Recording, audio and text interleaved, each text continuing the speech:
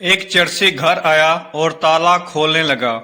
نشے کی وجہ سے اس کے ہاتھ سے چابی کبھی ادھر ہل جاتی کبھی ادھر۔ پاس کھڑے شخص نے کہا، میں کھول دوں۔ چرسی، نہیں، تالا تو میں خود کھولوں گا، تم بس مکان کو پکڑ کے رکھو، بہت ہل رہا ہے۔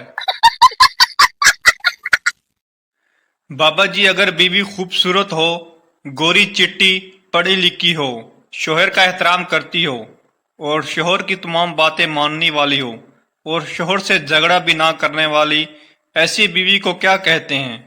بابا جی، پتر، ایسی بیوی کو وہم کہتے ہیں۔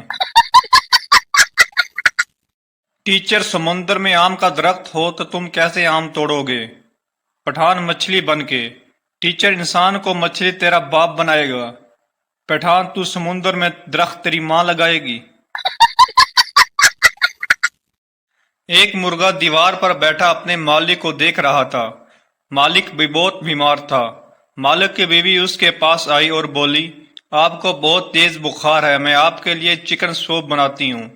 اور یہ کہہ کر اس نے مرغے کی طرف دیکھا۔ مرغا گھبرا کر بولا، ایک واری پیناڈول دے کے دیکھ لو۔ بیوی، کیا کر رہے ہو؟ شوہر، مکھیاں مار رہا ہوں۔ بیوی، کتنی مار لی؟ شوہر، 3 فیمیل اور 2 میل۔ بیوی، آپ کو پتا کیسے چلا کہ 2 میل ہے اور 3 فیمیل؟ شوہر، 3 شیشے کے آگے بیٹھی تھی، 2 گولڈ لیف کے ڈبی کے پیچھے۔ ایک سردار جا رہا تھا۔ راستے میں ایک بورڈ نظر آیا اور لکھا تھا، پڑھنے والا گدھا۔ سردار کا غصہ چڑھا، مٹا کر لکھ دیا، لکھنے والا گدھا۔